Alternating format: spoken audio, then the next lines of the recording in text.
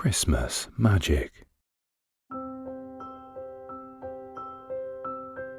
Welcome to this festive guided meditation designed to let you effortlessly slip into a deep state of peace and relaxation, with the option to drift off to sleep.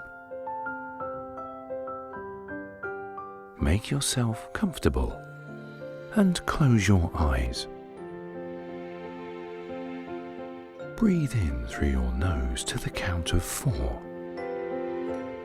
Hold your breath to the count of 4, and then release it through your mouth to a count of 5. Do this several times.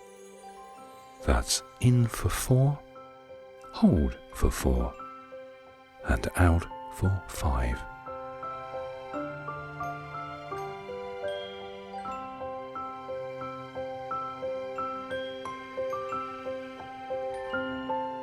Now just let your breathing fall into a natural rhythm.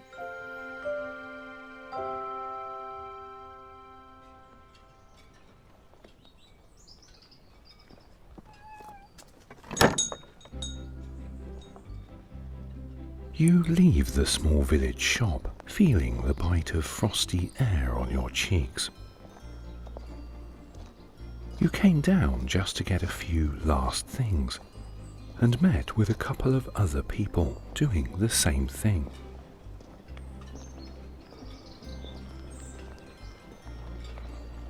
The small harbour is quiet, and the headland that encloses the little bay is sharply outlined by the sunset sky.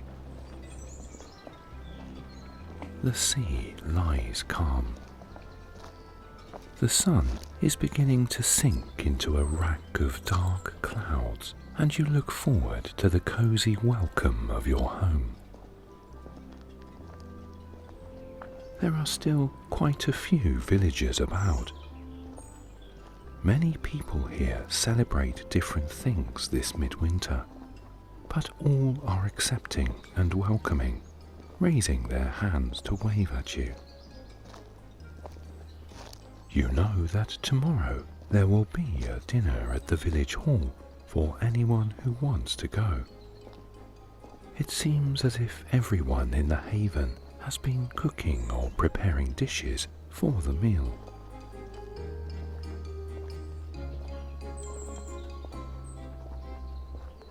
There has been an air of excitement about the village these last few days, and now people seem to be rushing around as if to get everything done, including you, though you don't quite know why.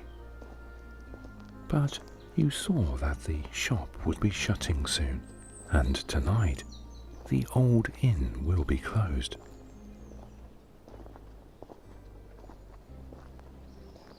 The feeling of anticipation is as infectious as if a surprise has been planned, and you find yourself smiling. In the haven, surprises are very welcome because they are apparently planned around what people like and enjoy.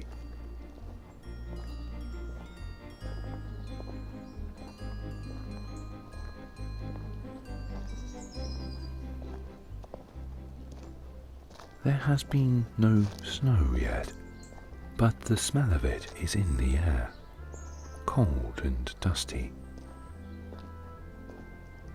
You are well wrapped up as you walk along the village street, past the cottages and little footpaths that wind between them. Smoke drifts from the chimneys, and there is the smell of wood smoke and a touch of frost. Coloured lights glow in some of the windows, and where the drapes have not yet been drawn, you glimpse warm rooms and the play of firelight. A cat trots across the street and disappears through a cat flap.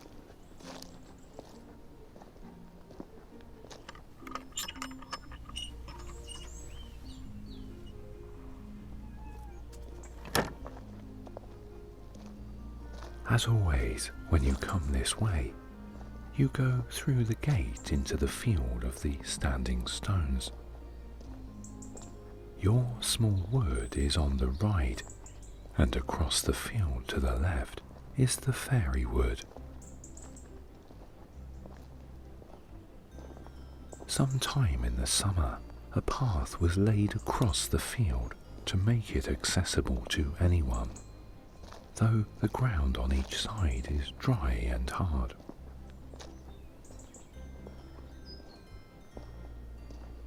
Most of the trees have lost their leaves now. Only the beech and the oaks still cling to their bronze-coloured leaves. The evergreens show dark as always. The path leads through your smaller wood in a gentle curve that follows where the dirt track ran. You look back toward the fairy wood for a moment and think you glimpse a flash of white, as if the great stag has been observing you and is now drawing back into cover. You have only seen it a few times, but it gives you a thrill and a sense of safety, like having a guardian. Yet the whole haven is a guardian. Maybe the stag is the spirit of it.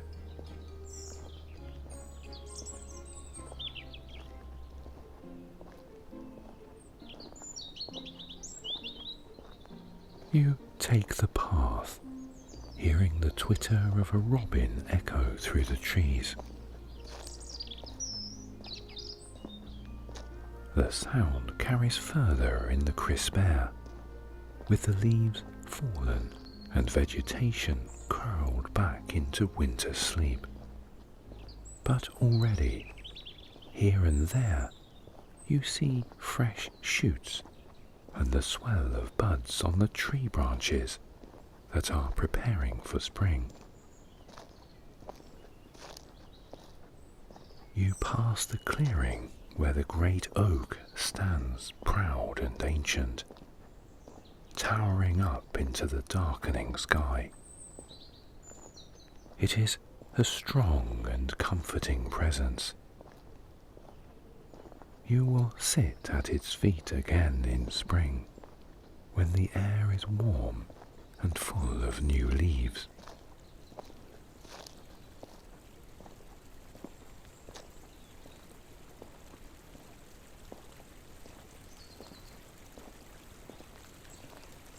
You hear the sound of the stream that rushes through the wood, down to the cove. The small bridge has been widened a little and repaired, and the water runs under it cold and very clear.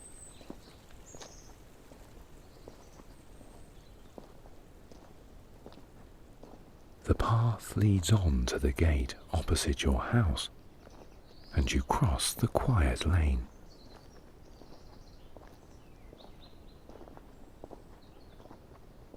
A little further down, smoke drifts from the chimney of the old lady's cottage. The house is hidden behind trees, and you can only see the rooftops. Beyond, the rolling hills rise toward the moorland. A few stars are already glittering in the sky there, but down here, the last beams of golden sunlight strike through the trees and on to your own house.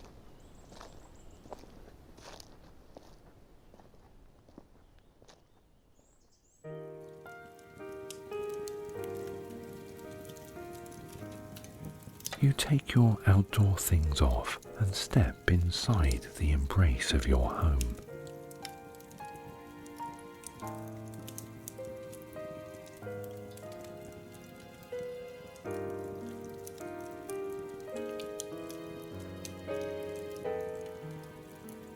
You are quite ready for dinner, and you eat it looking out at the fading light in your garden before drawing the drapes.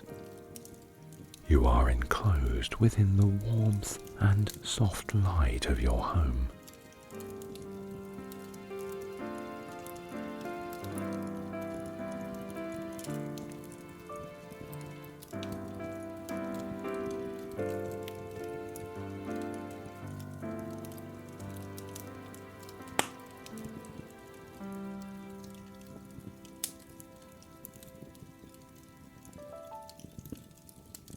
You are about to settle down for a relaxing evening when there is a knock at the door. You are surprised but not alarmed, as it can only be someone from the haven, and you go to the door. The old lady from the cottage down the lane is standing there. She is well wrapped up, and there is a smile on her face. She tells you it is time to go, and when you ask where, she tells you, a trip on a train, just for one night. Everyone is going. You are still puzzled, but this, you realize, was the source of excitement in the haven. The old lady tells you that as it's your first time, she, the oldest resident, wanted to be the one to tell you. As you get your coat, you hear the sound of the pony trap approaching.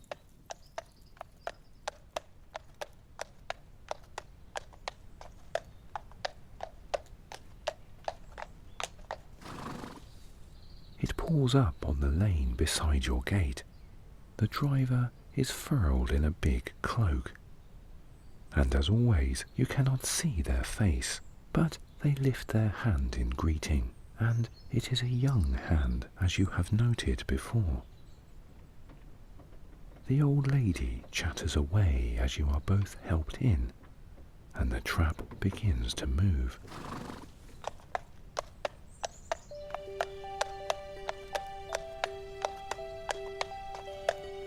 It carries you down the lane, past the old lady's cottage, and back toward the village.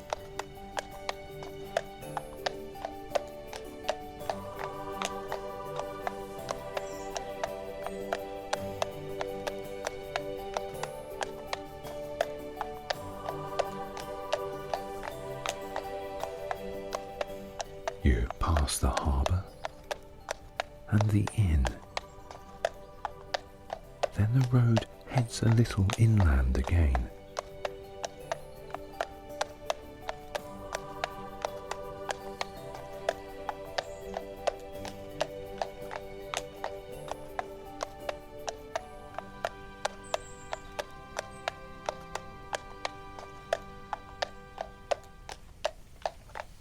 You see the lamp shining about the tiny old station.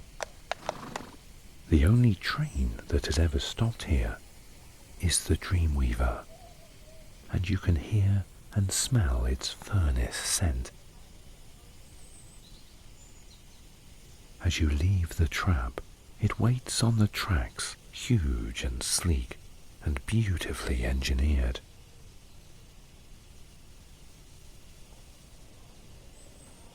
Villagers begin to arrive, and the train's staff help you onto the train and into the viewing car.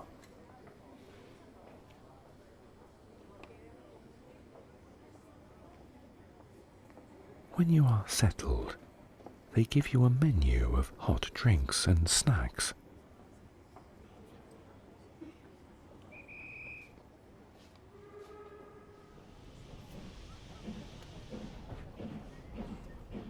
The train begins to move forward, slowly at first, then gradually and powerfully gathering speed.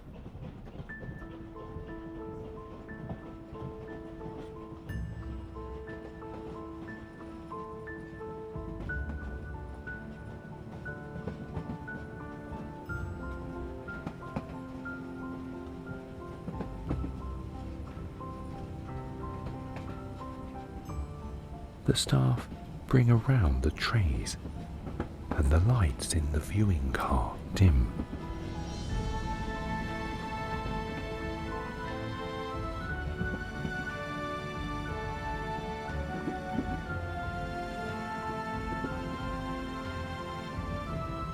You can see the rush of the dark land pass you.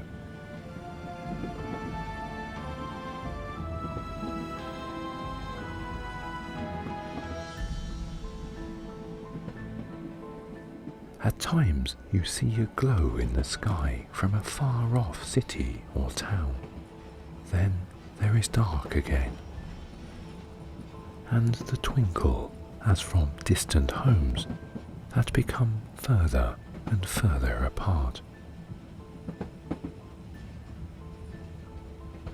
The stars light the sky almost white, and with a shooting star burns a trail of light. It is hypnotic, soothing. Everyone is quiet, absorbed in the journey.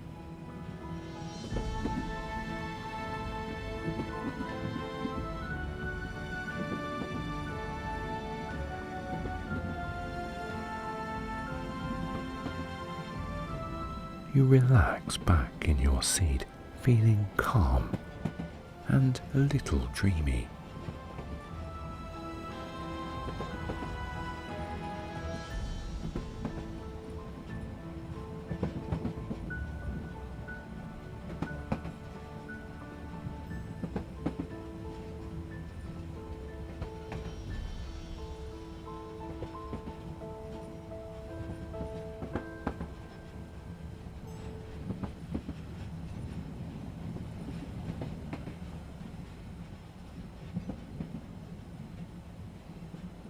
You think you doze for a short time, and when you open your eyes, the sky is illuminated by the aurora borealis.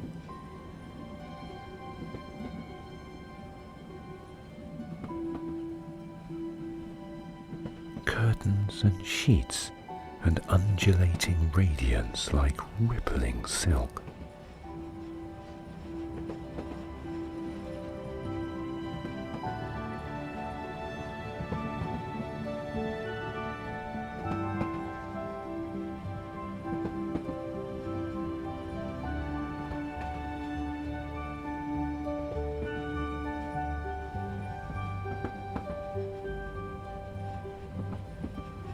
For a long while, you simply watch it until, out of the corner of your eye, you see whiteness flashing by and realize that the Dreamweaver is traveling through a snowy landscape.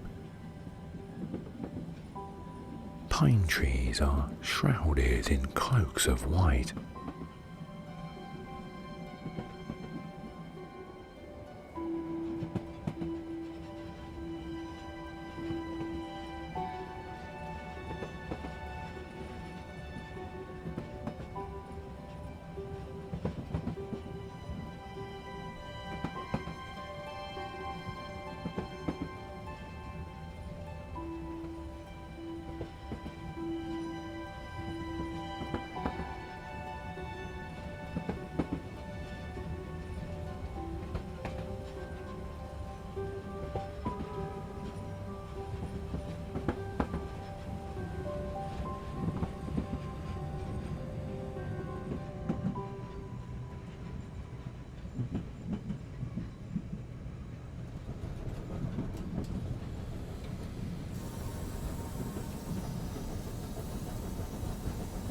The Dreamweaver begins to slow, and the passengers gather up their coats and hats as it stops smoothly at a tiny station. Beyond it, under that brilliant sky, stands sleighs, each with a driver.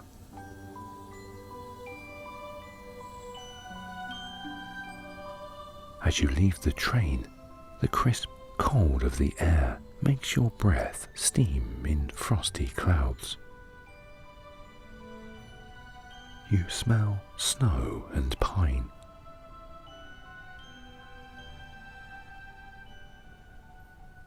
The driver of your sleigh seems so similar to the driver of the pony trap back at the haven.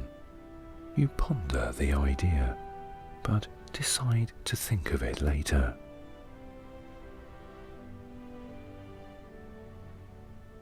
They hand you a little cup that looks as if it was carved out of some semi-precious stone. Steam curls up. It smells of fruit and spices. The old lady is in the sleigh next to yours, and she tells you not to worry. They know what you like. Reassured, you take a sip and taste the fruits and spice. It warms you to your bones.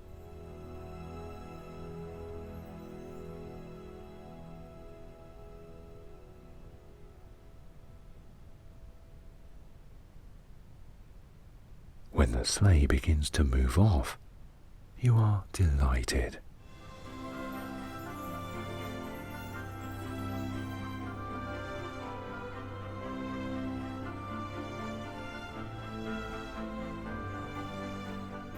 It skims easily over the crust of snow into a forest, but this is no normal winter forest.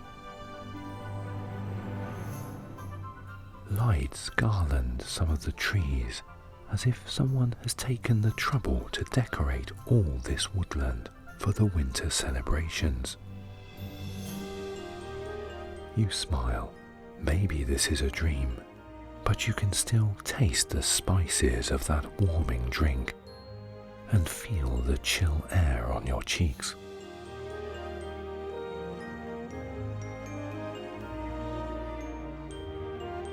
The path winds through the woods. Above, the aura still dances. You can hear the swish of the other sleighs following. Then, the woods open out, and you almost stand up. You want to laugh out in a kind of disbelief, because you know what this place must be. It looks like a truly enormous cottage, the size of a castle, yet still with a cozy and welcoming appearance.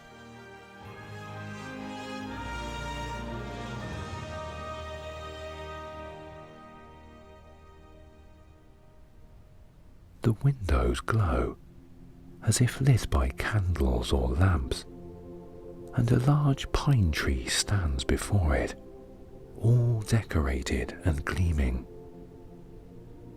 A wide path of clear snow leads to the great double doors, which swing open as the sleighs draw to a halt. Warmth and light rush out into the cold night air.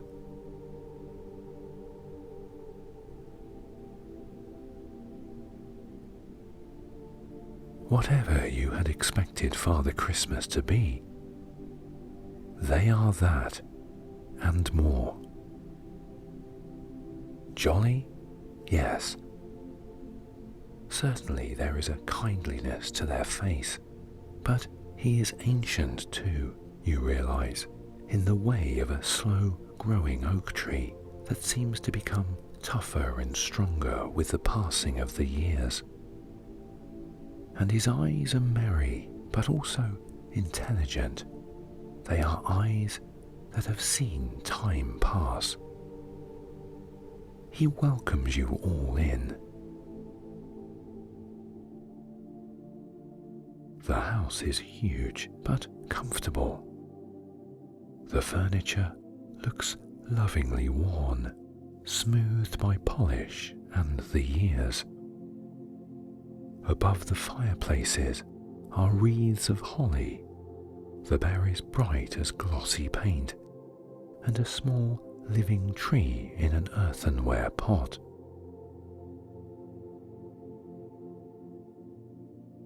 there is a scent which you cannot quite identify until you decide it is the smell of Christmas. A kind of magic that children often feel but adults can lose. Here, it is possible to believe in everything again. Father Christmas nods, and you accept without questioning that he heard your thoughts. He says, this is one of the few places left in the world with magic, but they do exist, and you and the other guests have just come from one of them.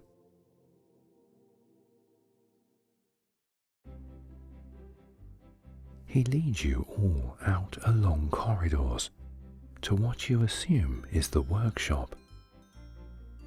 There is certainly industry, the tap of hammers, conveyor belts piled with, as yet, unwrapped gifts. But it looks more like a giant model, and as for the helpers, if you look at them, you see the traditional Santa's elves, but from the corners of your eyes, they are quite different, and you are reminded of your midsummer night in the fairy wood. They are beings of earth and fire and starlight. One of the helpers looks at you and gives a smile, as if sharing a secret with you.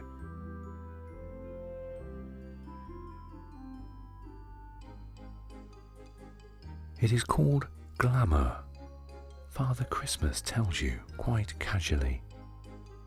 Everyone sees what they expect to see. There is a storeroom next to the workshop, which is impossibly big, and yet seems bigger even than that, as if it just stretches. Here the gifts are wrapped and carried along more conveyor belts to be stacked in neat piles. At the very end stands Santa's sleigh. Like the room, it seems huge, made of heavy, painted wood, decorated with tinsel and pine boughs and holly. It must weigh tons, you think, and you think it would need a steamroller to pull it. But reindeer are waiting in the traces. They are enormous animals, as big as moose, their antlers gold. They look like some ancient species that roamed the tundra thousands of years ago. Father Christmas gives you a wink and says kindly to just call it magic. It's more fun.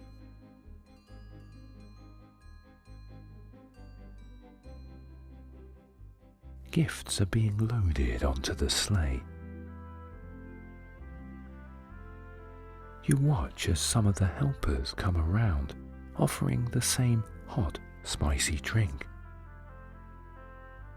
Then bells tinkle, and this seems to be a signal for the doors to swing open. Winter crisp air enters, and you can see snow falling outside. In an alcove near the doors is an old leather-bound ledger. It is open, and you can see writing on it. The old lady guides you toward it, and you see that it is only a slim book. That, she explains, is because very few people ever come here. When you ask what it's for, she laughs and tells you it is for visitors to write down what they would like as a present. It might be something real, or a little bit of magic. You think for a moment, then write, and put the pen aside. The other guests follow you, and you step outside.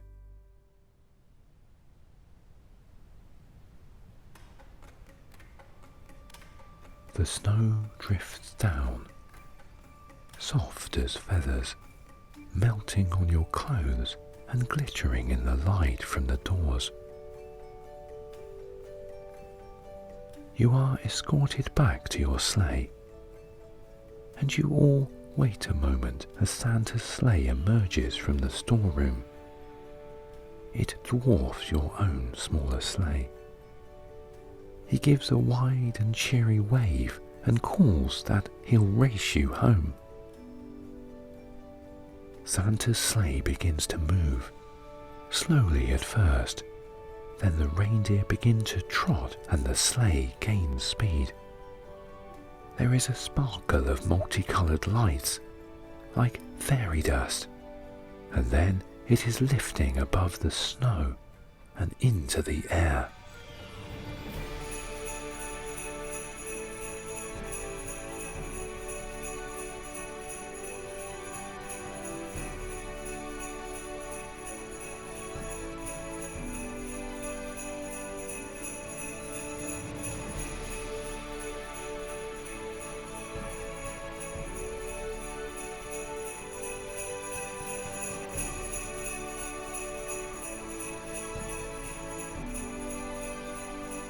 It swoops once like a farewell above you, and then is gone, trailing glitter.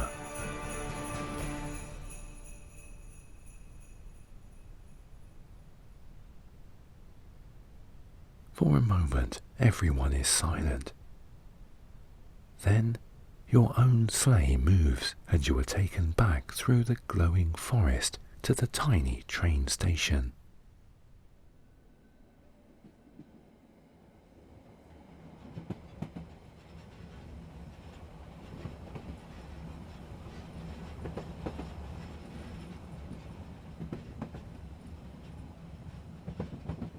The journey back seems much quicker, and you are beginning to feel sleepy.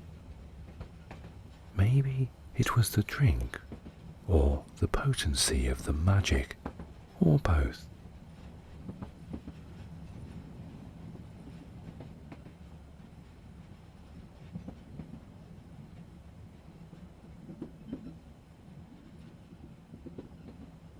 It seems a very short time before you and the old lady are being helped onto the pony trap and trotting through the dark toward your home.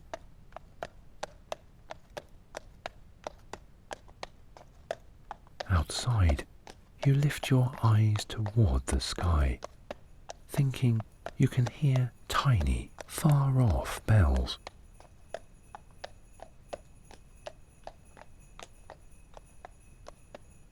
You feel a flake of snow land on your face and melt.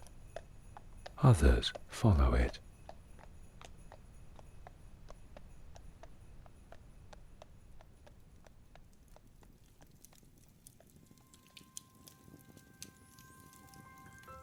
Slowly, you enter your home and get ready for bed.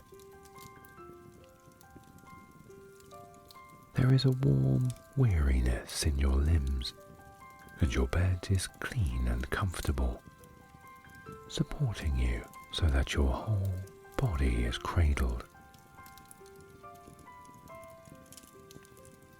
You close your eyes and utterly relax. Tomorrow you'll remember the experience and think about the magic of it and the magic of the haven. But now, with that distant sound of silvery bells still half audible, you drift off to sleep.